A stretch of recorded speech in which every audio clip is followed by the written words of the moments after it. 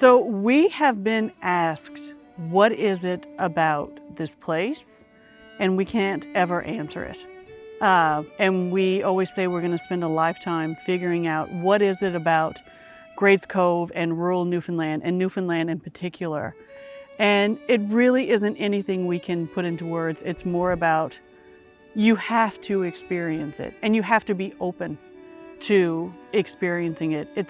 It's really nothing we can put quite into words. The people, the environment, that sense of magic.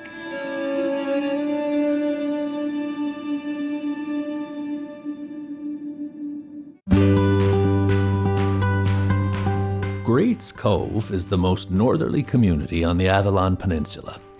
Located on the Bacaloo Trail, just under 200 people live here. 200 lovely, lucky souls. So for me, hiking started about 10 years ago, and I started getting out, and it's just this total euphoria comes over you. Everything gets forgotten. You get back to base and calm, just the feel of your feet hitting the earth, and it just brings about a whole new peace and a new way of life that you wouldn't believe imaginable.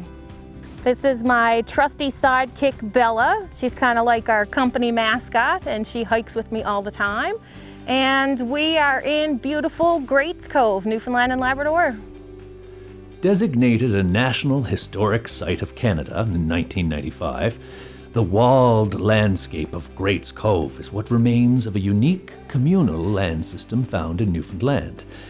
Though Grates Cove was historically a fishing village, the local people used these rocky barriers for gardening and farming when they were not fishing and working the seas. They're very prevalent to the whole area. It was a way of life around here. The Bacaloo Trail is a very rugged, beautiful, undiscovered area. The Bacaloo Trail forms a loop around the long, narrow, unnamed peninsula that separates Conception Bay from Trinity Bay in Newfoundland, with an extension at Grates Cove. There are places along it where you'll come across seascapes, stunning, open vistas of beauty that will take your breath away. It's just a total and complete connection with nature here. It's so undisturbed and naturally beautiful. Raw, untouched nature and people's need in this time to reconnect with that.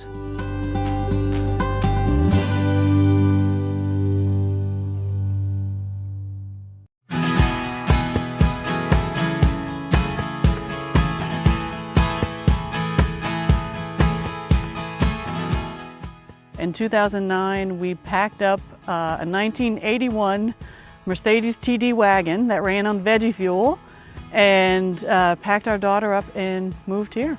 There was never any other option. It always was Newfoundland. Grates Cove Studio is known as the little studio on the edge of the world. If you come visit here, this is where you'll stay, where you'll eat, and if you're so inclined, perhaps paint, or learn a new skill, or even cook a little. It's a home away from home for travelers, artists, writers, and anyone with a wandering heart. So when we started Grates Cove Studios, it was with Terrence's artwork and wood designs. Terrence was already an established artist.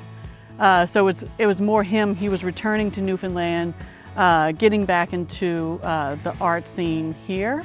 It was a natural way for us to begin.